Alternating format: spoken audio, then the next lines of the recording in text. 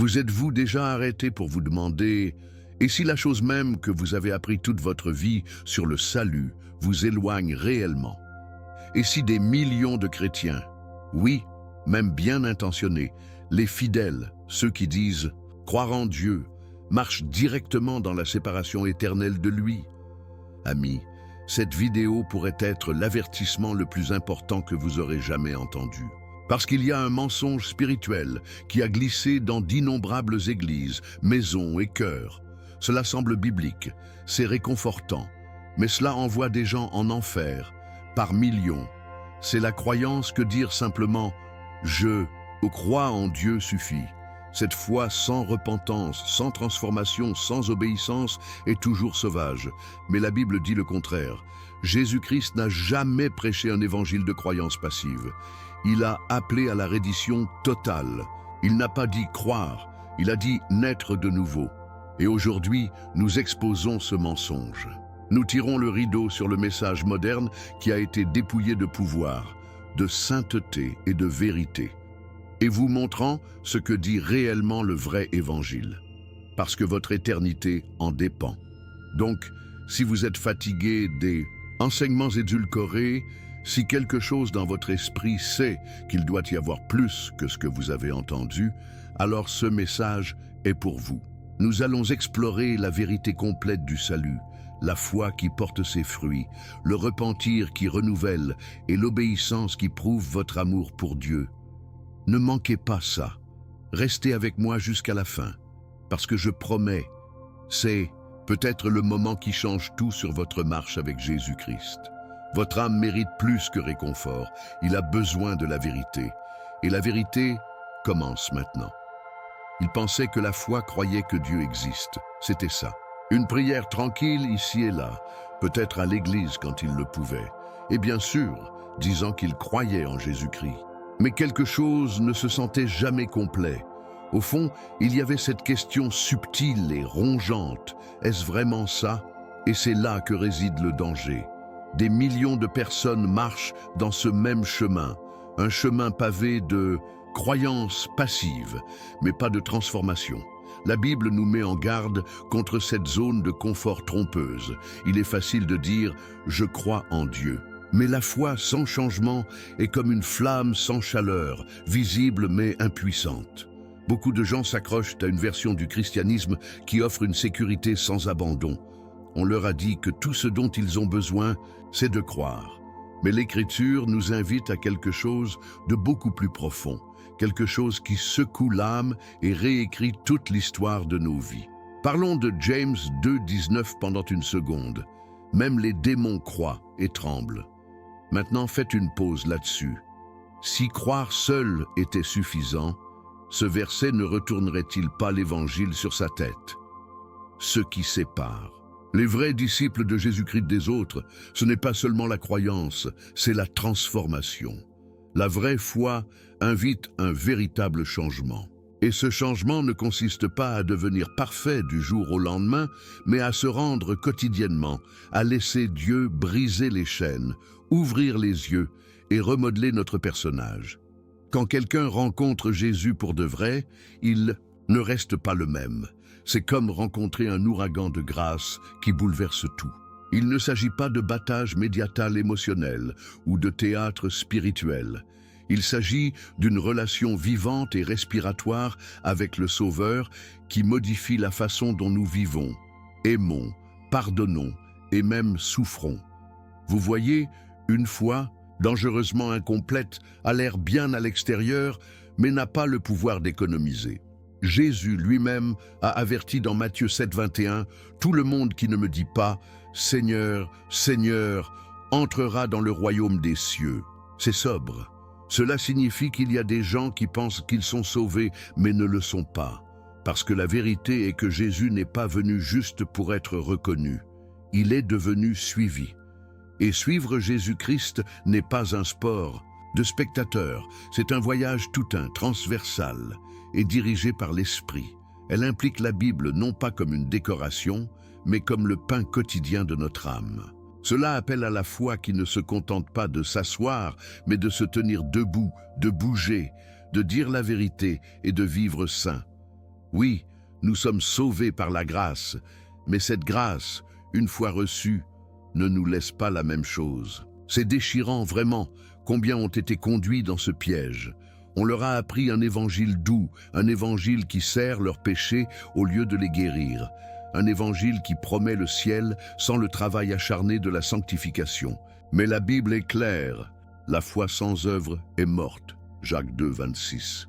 Cela ne signifie pas que nous gagnons le salut, cela signifie que le salut se montre par l'obéissance, l'amour, l'humilité et le repentir. Pensez-y comme ceci, quand un arbre est vivant, il porte ses fruits. Pas de fruits? Peut-être que les racines n'ont jamais été réelles. C'est le genre d'appel de réveil que Jésus nous donne. Pas de honte, mais de nous éloigner de la routine religieuse et dans une vraie relation avec Dieu. Alors peut-être que la vraie question n'est pas « est-ce que je crois ?», mais « cette croyance m'a-t-elle transformé ?» Parce que la vérité est que Jésus-Christ n'est pas mort juste pour être admiré. Il est mort et s'est de nouveau relevé pour vous faire nouveau. Et si la foi en lui n'a pas changé votre façon de vivre, il est peut-être temps de demander « l'avez-vous vraiment rencontré ?» C'est le cœur du message d'aujourd'hui. Et à mesure que nous allons de l'avant, nous allons découvrir à quel point cette transformation est cruciale, pas juste pour votre paix aujourd'hui, mais pour votre éternité. Alors, restez prêts, gardez votre Bible ouverte et approfondissons à quoi ressemble réellement la vraie foi sauvage. Il est entré dans l'église tous les dimanches, à lever les mains pendant l'adoration, peut-être même citer un verset ou deux de mémoire. Mais quand les lumières se sont dimensionnées et que la musique s'estompa, sa vie ressemblait exactement à celle des autres. Il n'y a pas eu de conviction, aucune fin de la parole, aucun effort pour marcher comme Jésus-Christ. Et pourtant, si vous lui demandiez, il disait « Bien sûr, je crois en Dieu ». C'est le piège commun. Les gens confondent la croyance avec la transformation, comme si dire « je crois » était la ligne d'arrivée, quand en vérité, c'est juste le point de départ. La Bible ne célèbre pas la croyance passive. En fait, dans Jacques 2, 19, il fait une affirmation frappante. « Même les démons croient et tremblent. » Pensez-y.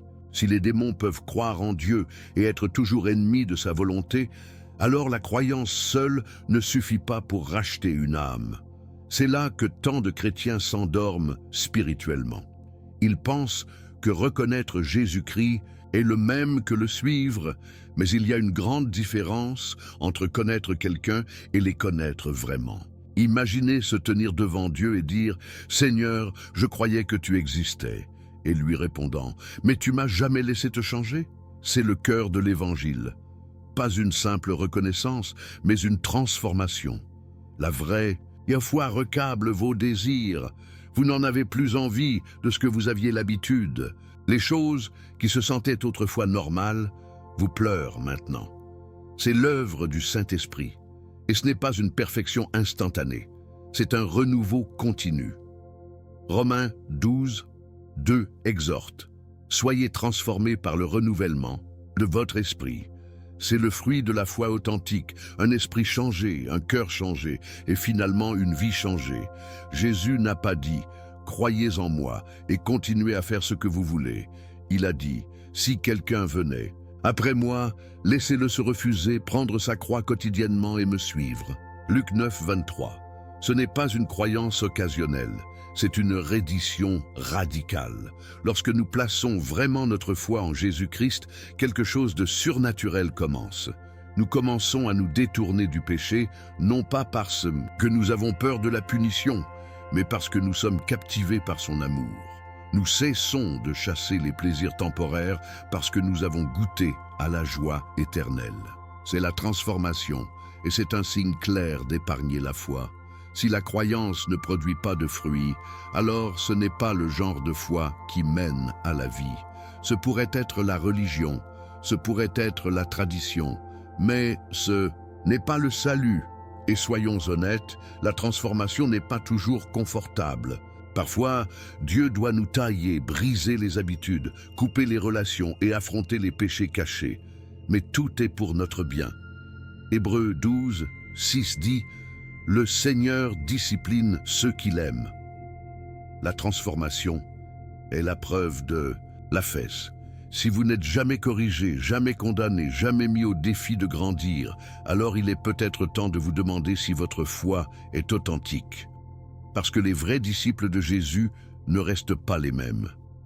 Ils passent par des vallées, oui. Ils trébuchent, bien sûr, mais ils ne s'installent jamais dans le péché. Ils se battent, ils se repentent, ils relèvent à nouveau, parce que l'Esprit de Dieu est vivant en eux. Et c'est le pouvoir de l'Évangile. Il ne vous informe pas, seulement il vous réforme. Alors, demandez-vous, ma croyance a-t-elle produit une transformation? Parce que le salut ne consiste pas à cocher une boîte religieuse. Il s'agit de naître de nouveau. Il s'agit de passer de la mort à la vie, de l'obscurité à la lumière, de soi à la reddition. Et si votre vie aujourd'hui ressemble exactement à ce que vous rencontriez Jésus, il est peut-être temps de vraiment le rencontrer. Parce que la foi sans transformation n'est qu'un écho dans l'obscurité. Mais la foi qui se transforme, c'est le genre de foi qui secoue l'enfer, déplace des montagnes et fait tomber le ciel sur terre. Restez avec moi, car dans la partie suivante, nous allons explorer comment Jésus lui-même a défini ce voyage, en démarrant avec un message qui a choqué tous ceux qui l'ont entendu. Passons tout de suite. Jésus n'a jamais prêché un évangile de foi facile. Dès le début, son message était limpide. Repentez-vous, car le royaume des cieux s'est approché. Matthieu 4, 17. Il n'a pas dit « croyez et continuez comme vous ». Non, il a introduit une collision spirituelle. Faites plus le repentir. Et ce repentir n'était pas seulement un moment de culpabilité ou quelques larmes dimanche matin. C'était un revirement total. Une décision de s'éloigner du péché et de courir vers Dieu. C'est la pièce manquante dans une grande partie du christianisme moderne. Les gens veulent la foi, mais sans le coup. Ils veulent la couronne, mais pas la croix. Mais Jésus-Christ n'a pas offert de grâce bon marché. Il a offert une transformation. Et cette transformation commence par le repentir. Maintenant, parlons de ce qu'est vraiment le repentir. C'est plus que dire « je suis désolé ». C'est un changement de direction. Imaginez conduire vers une falaise.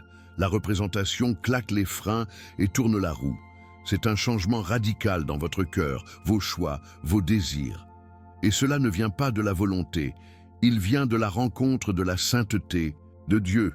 Isaïe, quand il a vu le Seigneur, cria « Malheur à moi, je suis ruiné » Ésaïe 6, 5. C'est le repentir. Pas seulement voir votre péché, mais le voir à travers les yeux de Dieu. Et à partir de cet endroit, la foi devient plus que la croyance. Elle devient reddition. Cela devient une effusion d'amour pour Jésus-Christ. Parce que maintenant vous comprenez le poids de ce qu'il vous a sauvé. Voici où ça devient réel. Le vrai repentir produit des fruits, pas seulement les mots, mais l'action. Dans Luc 3, 8, Jean-Baptiste a déclaré « Produisez des fruits conformément à la repentance. Cela signifie que votre vie commence à témoigner avant même que votre bouche ne s'ouvre. Vous commencez à pardonner où vous avez une fois des rancunes. Vous éteignez des choses qui divertissaient votre chair. Vous commencez à passer plus de temps dans la Bible que sur les potins ou les médias sociaux.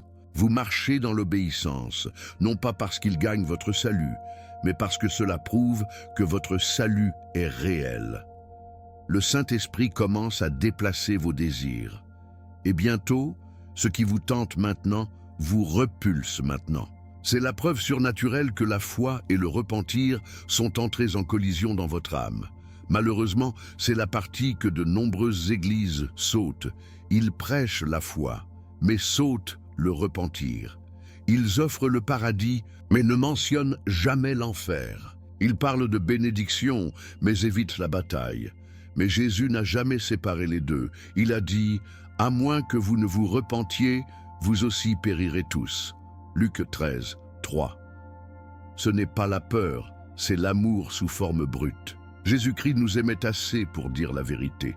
Et la vérité est que, sans repentir, il n'y a pas de salut. Sans le repentir, la foi est creuse. Cela devient une émotion de bien-être, un sommet spirituel éphémère qui s'estompe lundi. Mais lorsque le repentir entre, il ancre la foi dans le sol de l'obéissance, et à partir de là, la croissance réelle commence. Donc, si vous avez cru, mais que vous n'avez jamais tourné, c'est votre moment. N'attendez pas la sensation parfaite. N'attendez pas de vous réparer. Venez comme vous, mais ne restez pas comme vous. Que l'Évangile fasse son travail. Laissez-le affronter, vous nettoyer et vous changer. Parce que la foi sans repentir est incomplète. Mais lorsque les deux se réunissent, les chaînes se cassent, les dépendances perdent le pouvoir. La honte est emportée et votre vie devient un témoignage vivant de la grâce de Dieu. Et au fur et à mesure que nous avançons, vous verrez pourquoi cet équilibre, la foi et le repentir, est le rythme cardiaque même de l'Évangile que Jésus a prêché. Vous l'avez probablement entendu 100 fois, Jésus vous aime comme vous êtes. Et bien qu'il y ait du vrai, la façon dont elle est souvent utilisée est dangereusement trompeuse. Oui, Jésus vous aime là où vous êtes, mais il vous aime trop pour vous y laisser là-bas. C'est la partie que beaucoup de gens ne veulent pas entendre. L'Église moderne est devenue vraiment bonne pour prêcher le confort, mais est devenue presque silencieux sur la conviction. Ils offrent une version de Jésus-Christ qui sert vos péchés au lieu de guérir votre âme. Mais le vrai Jésus, celui trouvé dans la Bible, nous appelle à mourir à nous-mêmes, à prendre notre croix et à le suivre. Il offre la grâce, oui, mais c'est une grâce qui se transforme. Rien de moins que cela n'est pas l'Évangile. C'est un mensonge de bien-être. Ce qui se passe dans de nombreuses églises aujourd'hui est subtil, mais dangereux. Le message est édulcoré. La croix devient décoration. Les sermons se transforment en pourparlers d'auto-assistance avec une pincée d'écriture. On dit aux gens de croire en Dieu, de suivre leur cœur et de poursuivre leurs rêves. Mais où est le repentir? Où est la sainteté? Où est l'appel à tout abandonner à Jésus-Christ? Lorsque l'Évangile est réduit à un discours de motivation, il perd son pouvoir. Parce que l'Évangile ne consiste pas à vous faire sentir mieux. Il s'agit de vous rendre nouveau. Et cela ne se produit que par un processus profond, inconfortable et glorieux, appelé sanctification. Un voyage qui commence par la foi et continue par l'obéissance, même quand c'est difficile. L'une des phrases les plus mal utilisées est « Venez comme vous ».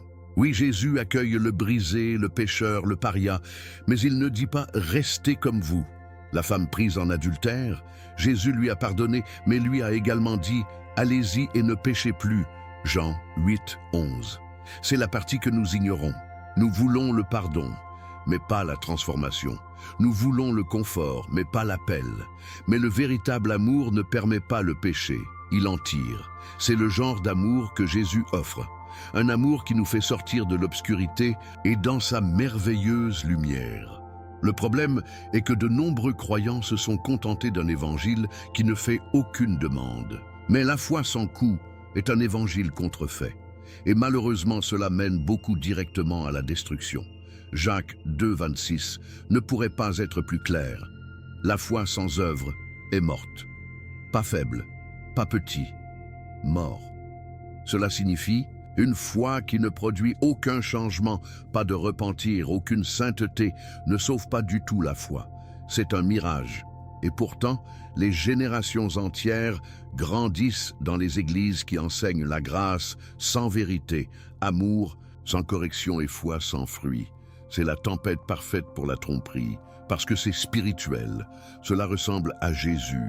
Mais il n'a pas le pouvoir d'économiser. Pourquoi ? Parce qu'il nie la partie de l'Évangile qui coupe, condamne et finalement nous change. Et c'est exactement ce que Jésus est venu faire pour nous transformer de l'intérieur. Rien de moins n'est que la religion déguisée. Voici donc le défi. Ne vous contentez pas d'un évangile dilué. Ne tombez pas amoureux de la version de Jésus qui offre des bénédictions sans obéissance, le salut sans abandon. Cherchez le vrai Jésus. Celui qui retourne les tables, dit la vérité et vous appelle à la sainteté. Celui qui vous aime tellement qu'il refuse de vous laisser dans votre péché. Et alors que nous entrons dans le sujet suivant, nous examinerons une croyance qui est encore plus dangereuse que la foi édulcorée. Une doctrine qui a bercé beaucoup dans l'apathie spirituelle. L'idée qu'une fois que vous êtes sauvé, vous êtes toujours sauvé, peu importe comment vous vivez après. Il y a un enseignement qui semble réconfortant à la surface, mais en dessous se trouve un piège dangereux. C'est la phrase « une fois sauvé, toujours sauvé ». Maintenant, écoutez, l'idée que la grâce de Dieu est assez puissante pour nous sauver est absolument vraie. Mais la version de cette doctrine qui dit que vous pouvez vivre comme vous le souhaitez après avoir sauvé et toujours attendre la vie éternelle, c'est mortel. Pourquoi? Car il offre une fausse sécurité. Il dit aux gens qu'ils peuvent dire une prière une fois, assister à l'église de temps en temps, puis revenir à une vie de péché sans conséquence. Mais ce n'est pas l'évangile de Jésus-Christ. La Bible n'enseigne jamais le salut comme un événement ponctuel, sans transformation. Au lieu de cela, il présente le salut comme une relation vivante avec Dieu qui doit être sortie quotidiennement dans l'obéissance et la reddition. Paul, écrivant aux Philippiens, n'a pas dit « Détendez-vous, vous êtes sauvés maintenant ». Il a dit « Élaborez votre salut avec peur et tremblement ».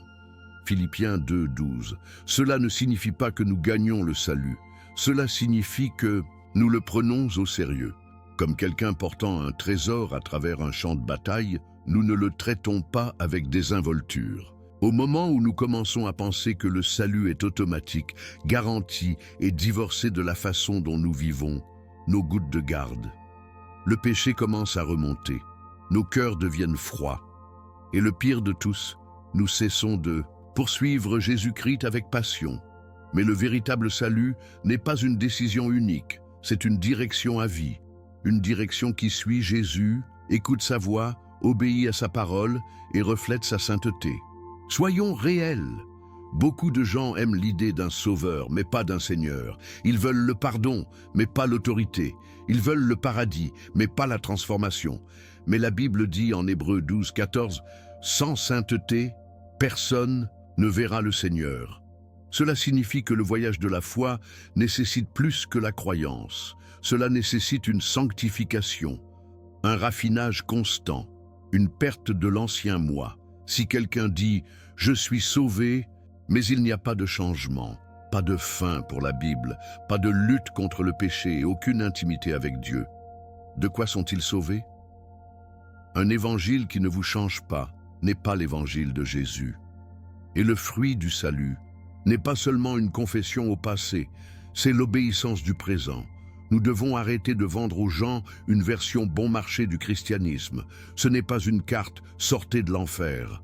C'est un appel à mourir à vous-même et à vivre pour Christ. Jésus n'a pas dit « priez une prière rapide et revenez à votre vie ». Il a dit « si vous m'aimez, gardez mes commandements ». Jean 14, 15. L'amour mène à l'obéissance. La grâce rend l'obéissance. Le Saint-Esprit nous aide à marcher dans l'obéissance.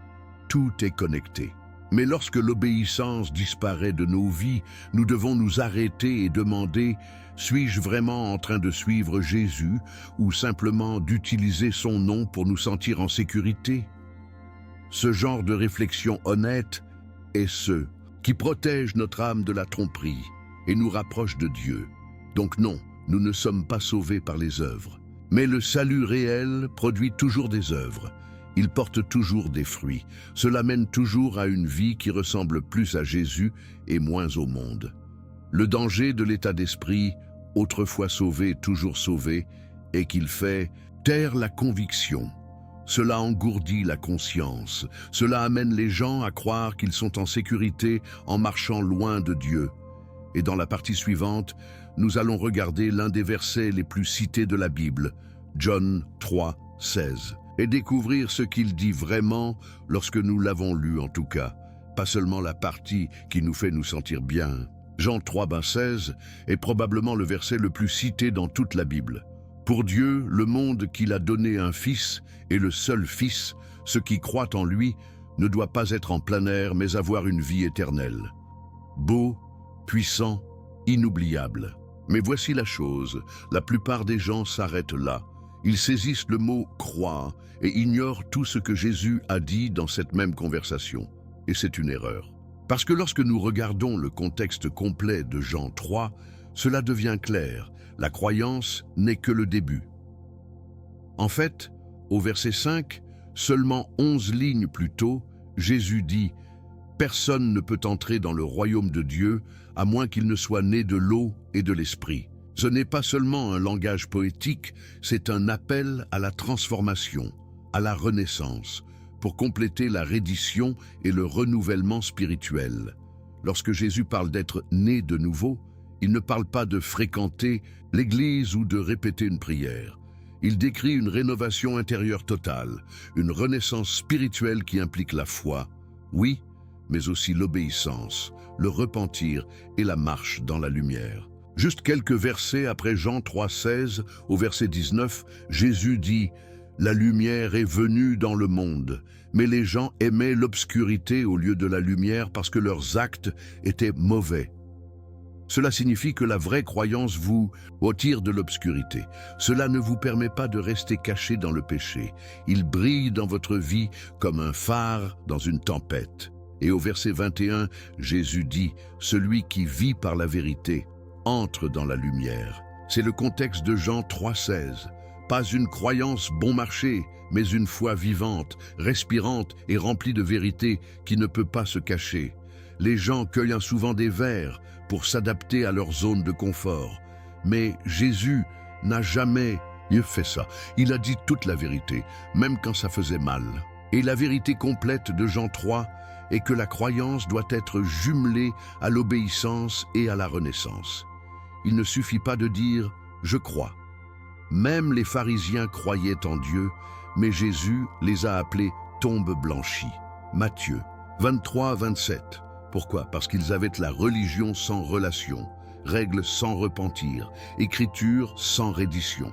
Et si nous ne faisons pas attention, nous pouvons tomber dans le même piège. Quant à John 3,16, tout en vivant dans Jean 3,19, aimant l'obscurité plus que la lumière. Mais l'invitation de Jésus est de venir pleinement dans la lumière, de naître de nouveau et de vivre par l'Esprit. Aimer Jésus signifie plus que l'admirer, cela signifie lui obéir. Dans Jean 14,15, il dit « Si vous m'aimez, gardez mes commandes ». C'est à quoi ressemble la vraie foi. Elle nous pousse à l'action. Il nous appelle à établir notre fierté, nos habitudes, nos idoles et le suivre de tout cœur. Ce genre de croyance est transformationnel. Il ne s'arrête pas à la surface. Il creuse profondément. Et c'est ce que la naissance est de nouveau. Il ne s'agit pas de perfection, mais de progression. Une promenade quotidienne, une reddition quotidienne. Un choix quotidien pour abandonner le péché et entrer dans la lumière de la vérité de Dieu. Et ce genre de vie, il brille si brillamment qu'il change aussi les gens autour de vous. Donc, la prochaine fois que quelqu'un cite Jean 3,16, demandez-vous, suis-je le chapitre complet ou juste la partie la plus facile? Parce que Jésus-Christ n'est pas venu nous mettre à l'aise, il est venu nous faire nouveaux, et quand nous croyons en lui avec tout notre cœur, toute notre vie commence à refléter cette croyance. Dans la partie suivante, nous allons retirer le rideau sur ce qui se passe dans de nombreuses églises aujourd'hui. Vous verrez comment l'Évangile a été dilué et pourquoi il est plus urgent que jamais de revenir à la vérité complète et non filtrée de la Bible. Entrez dans certaines églises aujourd'hui et vous vous sentirez plus comme si vous soyez à un séminaire de motivation qu'en présence de Dieu.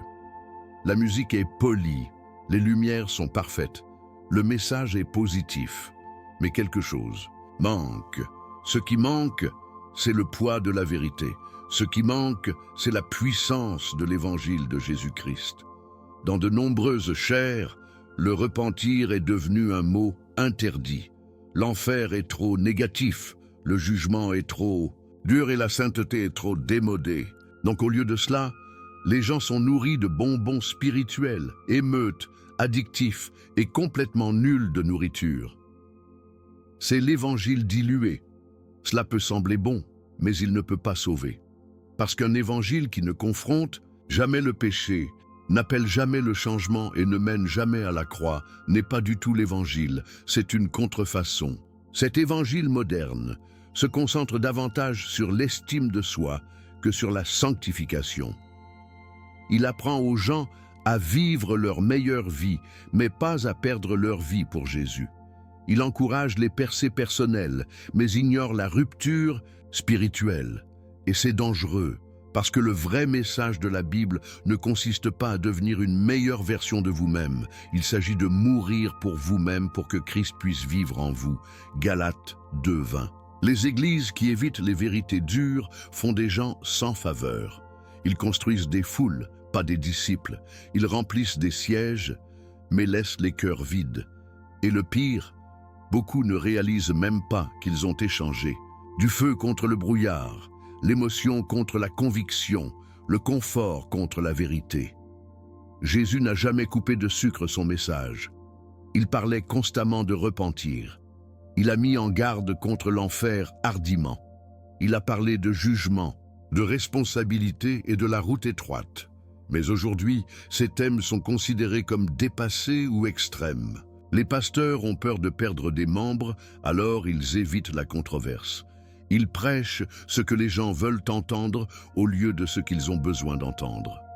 Mais Romains 10:17 dit « La foi vient en entendant et en entendant par la parole de Dieu. Ne pas entendre des discours de motivation, pas des affirmations émotionnelles. Le mot, le conseil complet de Dieu, c'est ce qui apporte une véritable transformation, une véritable guérison, un véritable salut. Un message dilué peut construire une foule, mais seule la vérité construit le royaume. Et soyons honnêtes, il est plus facile de rester à l'aise. Il est plus facile d'entendre des sermons qui vous font vous sentir bien que ceux qui défient votre âme. Mais Jésus n'est pas venu pour que les gens se sentent bien. Il est venu les libérer. Et la liberté commence par la vérité. Jean 8:32.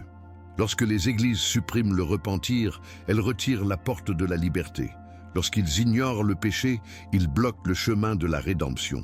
Quand ils ne prêchent que la grâce sans vérité, ils déforment le caractère même de Dieu. Et lentement, les gens commencent à suivre une version de Jésus qui n'existe pas.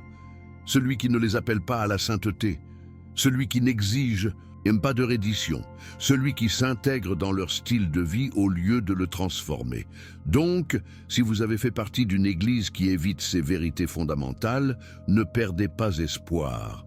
Dieu élève des voix dans cette génération qui ne feront pas de compromis, qui prêchera le repentir, qui appellera le péché ce que c'est, qui ouvrira la Bible et déclarera ses vérités avec audace, amour et clarté, parce que c'est ce dont le monde a désespérément besoin, pas plus de battage médiatique, pas plus de divertissement, mais l'évangile complet, rare, réel et vivant. Et c'est exactement là que nous allons ensuite, un appel pour revenir à ce message pur et non dilué. Celui qui reflète le cœur de Jésus-Christ et ramène les gens à la puissance transformatrice de Dieu, il arrive un point où nous devons tous faire une pause, regarder dans le miroir et demander « Suis-je vraiment en train de vivre l'Évangile ?» Ou simplement une version de celui-ci, c'est le moment de l'éveil. Et amis, c'est ce moment. L'évangile de Jésus-Christ n'est pas un message fragmenté, c'est un appel complet à la transformation. Ce n'est pas seulement le pardon, c'est la liberté. Pas seulement le réconfort, mais la conviction. Pas seulement l'amour, mais la seigneurie. Le véritable évangile n'a pas peur de confronter le péché, parce que c'est le seul message assez puissant pour le détruire. Lorsque les églises cessent de prêcher le plein conseil de Dieu, les gens restent dans les chaînes. Mais lorsque l'évangile complet est proclamé, foi, repentance, obéissance, sainteté, il brise les bastions, guérit les cœurs et change des vies pour toujours. Jésus n'est pas mort pour proposer une suggestion. Il a donné sa vie pour offrir le salut. Et ce salut passe par une porte étroite, pas une porte grande ouverte. Dans Actes 20:27, Paul a dit « Je n'ai pas hésité à vous proclamer toute la volonté de Dieu. C'est le genre d'audace dont nous avons encore besoin. Les prédicateurs, les enseignants, les croyants, tous les suiveurs du Christ doivent revenir à la plénitude de la parole de Dieu. Cela signifie que nous ne prêchons pas seulement ce qui est facile, nous prêchons ce qui est éternel. Nous ne parlons pas seulement de l'amour, nous vivons la vérité. Parce que le véritable amour dit la vérité, même quand c'est inconfortable. C'est ce que Jésus a fait. Il n'a pas évité les conversations difficiles. Il se pencha sur eux, et il l'a fait avec grâce et feu. Nous devons revenir au genre de foi qui brûle, une foi qui prie avec des larmes, une foi qui tremble à la parole de Dieu, une foi qui dit « Seigneur, cherchez-moi et connaissez-moi, et s'il y a quelque chose en moi qui vous offense, prenez-le. » Psaume 139, 23, 24. C'est à quoi ressemble le renouveau, pas des événements bruyants, mais une reddition tranquille, pas des étapes flashy, mais des autels cassés, pas de divertissement, mais le repentir. Et quand nous revenons à cet endroit, quand nous tombons amoureux de la vérité de Dieu à nouveau, tout change. Nos maisons changent, nos églises changent, nos villes changent. Parce que lorsque l'évangile est prêché dans la plénitude, il ne touche pas seulement les gens, il les transforme. Vous n'étiez pas créés pour la foi diluée. Vous avez été créés pour le feu. Vous avez été fait marcher avec Dieu, pas seulement le savoir sur lui. Et le chemin du retour est simple. Ouvrez la Bible, ouvrez votre cœur et demandez au Saint-Esprit de vous montrer tout l'Évangile. Lisez les paroles de Jésus-Christ telles qu'elles sont, inconfilées, non diluées, individuelles. Laissez-les vous détruire. Laissez-les vous reconstruire, parce que seule la vérité peut vous libérer. Et la vérité est la suivante. Jésus vous accepte, oui, mais il vous transforme également. C'est l'évangile complet. Il ne vous invite pas seulement à croire, il vous invite à suivre, se rendre, être fait nouveau. Et ce genre de vie, ça vaut tout.